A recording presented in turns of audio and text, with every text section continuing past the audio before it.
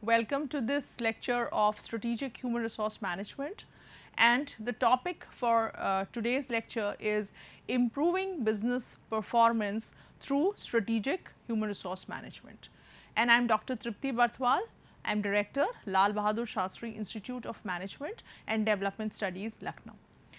So, we have been talking about what is strategic HRM, then what are the various functional HR strategies which lead to the achievement of the strategies of the organization and how they can be molded in order to so that they contribute to the strategic objectives of the organization.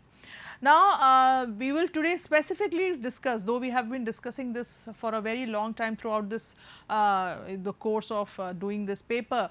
We have been discussing that it is basically why we call it strategic, because it contributes to the performance of the entire business. It is not just a particular department doing its work and doing its own functions, but it is actually contributing to the overall objectives of the organization. So, let us today specifically talk about improving business performance through strategic HRM. Now, when we talk about improving business performance through SHRM, first we have to look at the resource based view of strategy. Right. Why? Because first we need to understand that how a strategy can be achieved, or how a strategy can be facilitated, right. So, it is basically, if an organization has resources, then it is very it becomes easier for an organization to achieve its strategy. So, strategic capability of a firm depends on its resource capability, especially distinctive resources. So, for any person, if a person has to perform, then his performance will be dependent on, or his capability to perform will be dependent on his resources in terms of his knowledge resources, skills resources, personality resources. Similarly, for an organization also, its capability to achieve its strategies depend on its how much resourceful that organization is, how much resources that organization has. And especially when we talk about resources, we refer to distinctive resources. Right. And as the very term suggests, distinctive resources is different, which are different from others, which others do not possess. So, an organization's resources which are critical in imparting it with competitive advantage are called distinctive capabilities. So, those resources which can specifically make us stand ahead of competition are the distinctive capabilities or distinctive resources. When the capabilities originate from an attribute which other firms do not have, then they form an organization's distinctive resources. So, obviously, how will a resource help us to stand apart from competition? Because firstly, we have that resource, and secondly, the competing organization does not have that resource.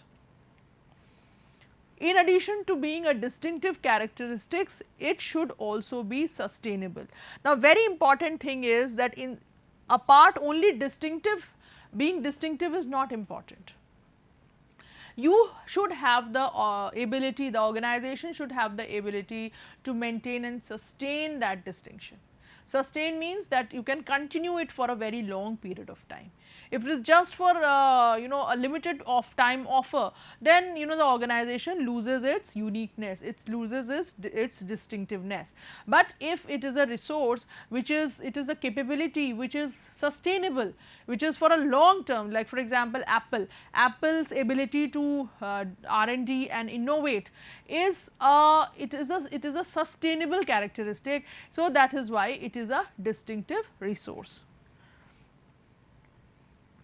Now, reproducible capabilities can be bought or created by any company with reasonable management skills, diligence and financial resources. So, in comparison or in contrast to distinctive resources are the reproducible resources or capabilities, which from the very name suggests that they can be easily copied, they can be easily maintained, imitated, or they can be created easily if the company has good management skills, and it has that commitment towards hard work and persistence, and it has good amount of resources to spend. 4 criteria have been proposed by Barney in 1991 for deciding whether a resource can be regarded as a distinctive capability. So, these are the 4 criteria which have been mentioned by Barney. Here it should be A. So, whether a resource can be regarded as a distinctive capability. Now, what are those criteria? How do I know whether my resource is distinctive or not, or whether my competitor is having a resource which is distinctive or not? So, these are the 4 criteria. First is, the resource should be valuable. That is, I mean, a resource which does not have any value, in the sense that it is not a prized possession, then or it cannot contribute anything towards the achievement of the organizational strategies, towards the improvement of the performance of the organization, then it is of no use. So, resource has to be, first thing, it should be a valuable resource.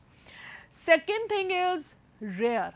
If everybody has that resource, then it is not a distinctive resource, it is not unique, it is available with everybody, then it is not a distinctive resource. Then the third is non-imitable. As we have discussed in the first part of this slide, that there are certain capabilities which are reproducible. Reproducible means organizations can imitate it, organizations can create it if they have a fair amount of skill set. So, if that is the case with our resource, then it is not a distinctive resource, because people can very easily get access to that resource. And the last is non-substitutable. Now, even if people cannot copy our resource, they cannot create our resource, but they can substitute it very easily with some other thing, then again our resource loses the the platform of, or the pedestal of being a distinctive capability. Then if it has a substitute, then also then in that case it does not become a rare resource, and hence it does not become a distinctive capability. So, these are the 4 criteria on the basis of which any organization can judge whether the resource which it is possessing is a distinctive resource, and similarly for the competitor. Now, Prahalad and Hamel defined core competencies as the combination of resources and skills that distinguish a firm in the marketplace. So, core competencies, you must have heard this word in strategic management also. So, it is a combination of resources and skills that distinguish a firm in the marketplace. So, there are certain characteristics of a particular company, and looking at those core characteristics, you can say that okay, this is this company and this has those characteristics which are not there in any other competitor. They argue that competitive advantage in the long run stems when a firm builds core competencies superior to its rival, when it learns faster than competitors. So, they say that a firm can achieve competitive advantage in the long term when it can create core competencies which are much better and higher than the competitors, and secondly, it is able to develop those things much faster, much in advance than the competitors. The later points to the rationale of knowledge management, which we have already discussed in the earlier lectures, that knowledge management is a very important part of achieving the strategies of the organization. So, this part, that is, it is able to learn faster than its competitors, and then it is not only able to learn, but it is also able to share, disseminate the knowledge which it has learned among all the employees of the organizations who require that knowledge, right. The entire resource based view underpins the concept of strategic HRM by emphasizing that create a competitive advantage, that the unique and non-imitable resources that create competitive advantage are the human resource of the organization. So, here lies the crux of our discussion, that we have been talking a lot about competencies, core competencies, distinctive capabilities. Why were we doing all this discussion? Because the entire resource based view, it kind of underlines the concept of strategic HRM. Everywhere whatever we were discussing, somehow or the other it was referring to strategic human resource management only, because that we were again and again saying that a firm which has to have competitive advantage in the market, it should have resources which are rare, which are non-imitable, which are valuable, which are non-substitutable. And what, if you look at human resource, any other resource in the organization, be it the infrastructure, be it the technology, can be very very easily imitated. It is not a rare thing. But as far as human resource are concerned, if you have a very good set of HR assets, then they cannot be, that is a very rare thing to have, and it cannot be easily imitated by the competitors. It cannot be substituted for. So, unique and non-imitable resources that create competitive advantage are actually the human resource of the organization. So, whenever we talk about distinctive capabilities and core competencies, and when we say that these are the 4 characteristics, then it is actually human resource which is the biggest example and the biggest means of developing core competencies. A resource capability approach is concerned with the acquisition, development and retention of human capital. So, with that perspective, if human resource is such an important resource and it generates competitive advantage for a firm, then it is very important that we acquire, develop and retain our human capital. We acquire the best possible resource, then we develop in the most best possible manner, and then we are able to retain them for the organization. Now, we in this lecture, when we started, we said that we will talk about the role of human resource SHRM in business performance. So, how does an HR strategy leads to a firm's performance? How does it make a difference whether we have a good HR strategy or we have a poor HR strategy? Does it make a difference in a firm's performance, in a firm's success? So, let us look at this model, and then we will be able to understand that how an HR strategy leads to firm's performance. So, HR strategy we have been discussing throughout, many times we have discussed, and in the functional HR strategy specifically we discussed that HR strategies consist of recruitment and selection, then we have training and development, performance management and rewards. These are certain HR strategies which we have been discussing in this subject. So, recruitment selection is kind of getting the right pool of potential candidates from the best possible sources, and then selection is picking and choosing. It is kind of a screening activity wherein you reject people who are not suitable to the organization and you accept people whom you think would fit into the organization. Then training and development, you try to enhance the skills of the employees wherever their skills are lacking. Then next is performance management. Of course, you have to see that whether how people are performing according to the duties and the expectations given to them and where they are lacking. And then of course, this entire system of performance management should be tied to rewards, then only will people be motivated to perform and to improve wherever they are not able to perform well. So, what do these HR strategies lead to? Now, these HR strategies lead to 2 things or 2 outcomes. The first part of the outcome is what employees have, right. So, if you are recruiting in the proper way, selecting in the proper way, then if you are having a good system of training and development, performance management, rewards, then what will employees have? Employees will have the best kind of skills, abilities and competencies. So, and not only that, they will not only have that, but they will also take initiatives to develop their skills, abilities and competencies wherever they feel they are lagging behind. The second thing which these strategies would lead to, this is the part of the skill set, very obvious part, right, of the employees, which is reflected in their performance very quickly. But the second part is how employees behave, how employees think, how employees feel about the organization, which is also very important and which is also going to lead to how well the employees are ready to enhance their skills, how much willingness they have, how much they feel associated with the organization. So, what employees feel in terms of whether their motivation is high, whether the level of organizational commitment is high, that is whether they want to leave the organization if they want, if they get an option outside, or they do not want to leave the organization at any cost, and then how far they are engaged, they feel a sense of involvement, engagement in the organization.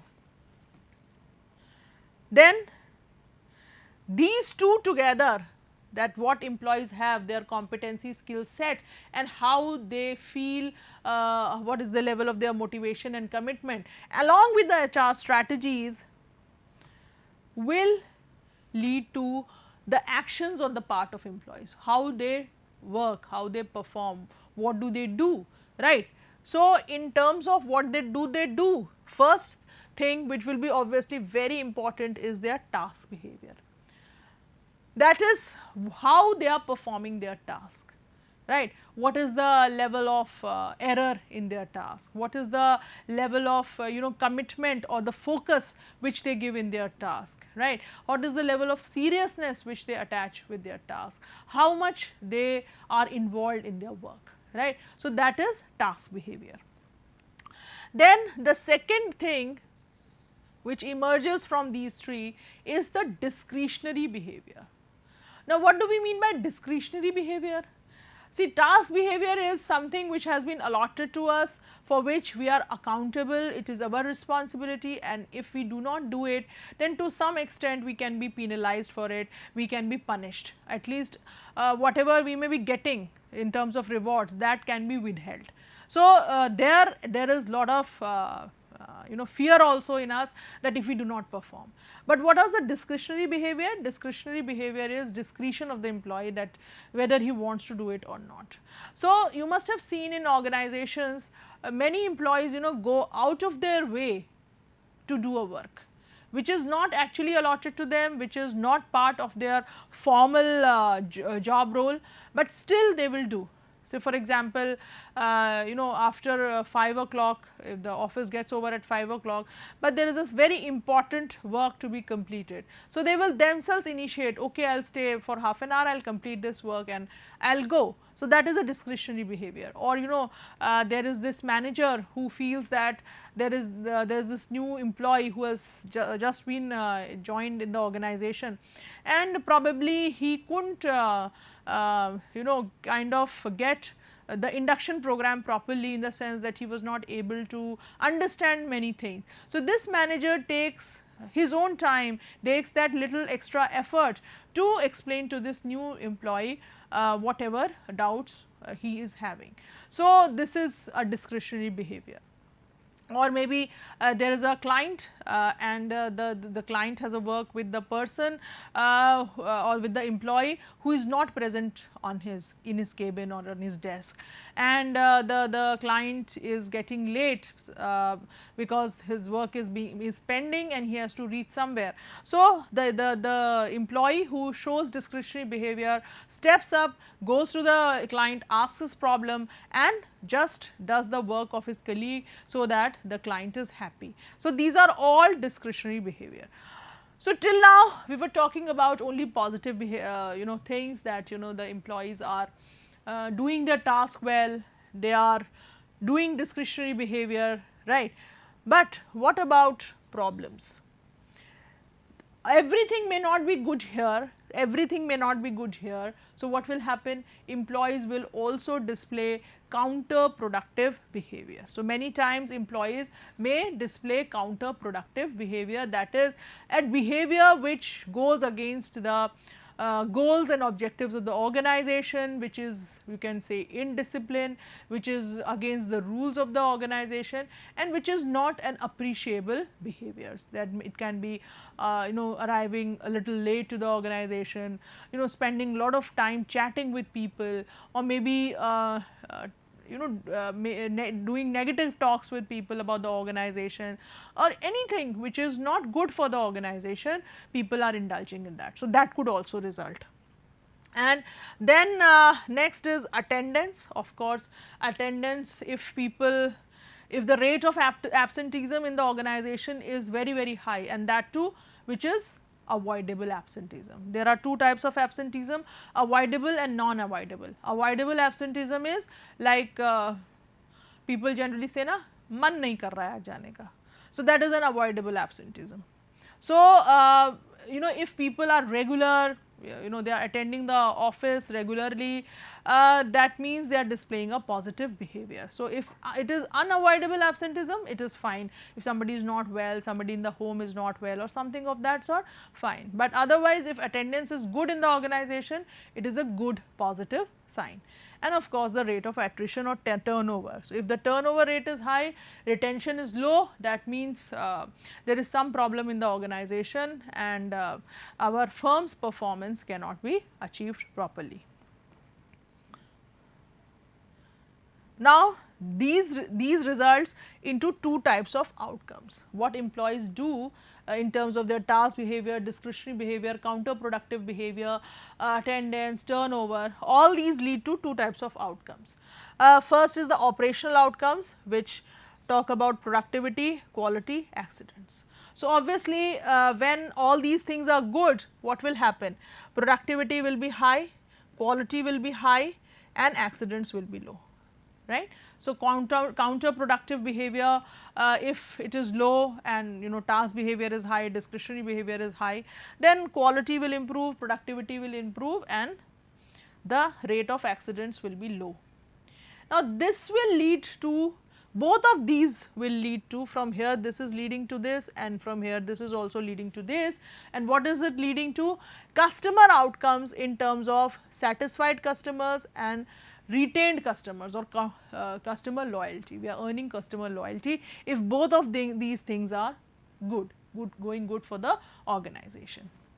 And then finally, the culmination will be financial outcomes. That means the expenses of the organization will be reduced because there are less accidents, there is defects are getting less, and then employees are being retained. So, what will happen? Expenses will be low, and then there will be high revenue because satisfaction is high, employees are being retained, quality is high, productivity is high. So, we have lots of high revenue, and of course, with revenue the profits also increase. So, this is how you can now see from, we started with the HR strategy from here, then what outcomes it led to, then finally what it led to, and as a result of that, the business performance. Business performance you measure with these only.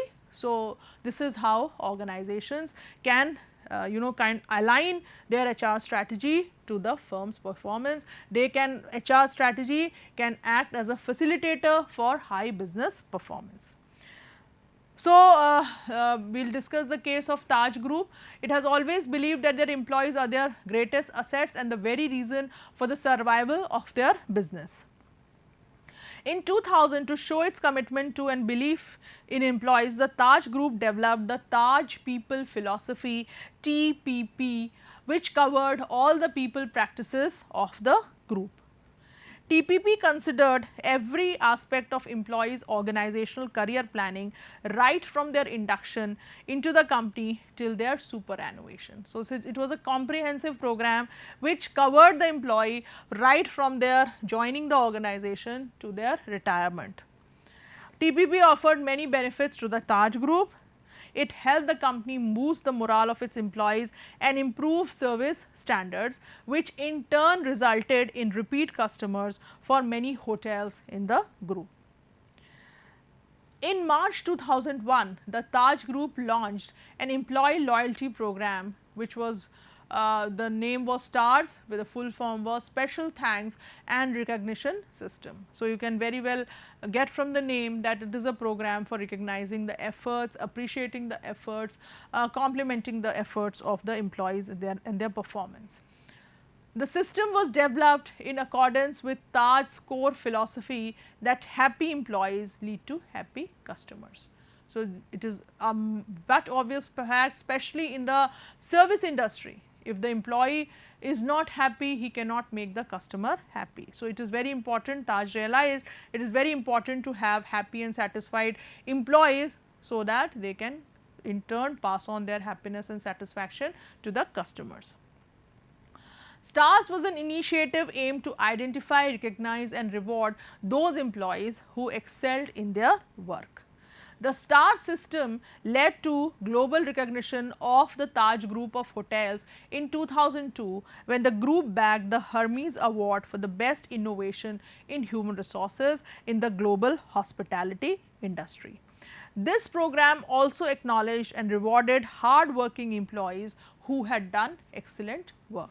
So, now I hope you have been able to understand that how the Taj Group, with particular emphasis on HR strategies, led to improved business performance, led to more customer satisfaction, loyalty, more number of customers visiting the hotels, and high rise in revenue and profits, because they were able to align their HR strategies in such a way that it led to higher business performance. So, I hope now the relationship is clear to you. Thank you.